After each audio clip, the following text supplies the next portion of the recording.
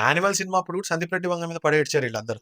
ఇంత వైలెన్స్ చూపిస్తాడు, ఇంత వైలెన్స్ చూపిస్తాడు అని. ఎందుకంటే సందీప్ రెడ్డి వంగ కూడా కొద్దిగా ఆ సనాతన ధర్మము వాటి మీద ఎక్కువ తను హిందూ లాగా స్వస్తిక్ సింబల్ పెట్టి బొట్టు పెట్టి రణబీర్ కపూర్ కి అది చూపించాడు కదా, దాని మీద కూడా పడేడ్చారు వీళ్ళందరూ. సందీప్ రెడ్డి వాళ్ళ అన్న చెప్పాడు కదా, అతను బాలీవుడ్ లో ఒక మాఫియా ఉంటది, వాళ్ళు కార్పొరేట్ బుకింగ్స్ చేసుకొని వేరే ఏ సినిమాని ఆడనివ్వరు, మేము దాన్ని అంతా బ్రేక్ చేసుకొని రికార్డ్ కొట్టాం కాబట్టి వీళ్ళందరూ ఏడుస్తున్నారు మా మీద పడి అని చెప్పాడు. He was indirectly referring to corporate bookings for movies like Pathaan or Jawan, where వీళ్ళే బుక్ చేసి టికెట్లు పంచారు ఫ్రీగా. వీళ్ళ బాధ అంతా ఏంటంటే ఏదైతే ఒక సామ్రాజ్యాన్ని వీళ్ళు నెలకొల్పారో Dawood and gang, anti national gangs అన్ని బాలీవుడ్ లో తీసుకొచ్చి డంప్ చేసి మన మీద రుద్దిన సినిమాలు అన్ని కూడా ఇప్పుడు అయిపోతున్నాయి. దాన్ని ఎవరు చూడట్లేదు, అందరు రిజెక్ట్ చేస్తున్నారు మొహం మీద.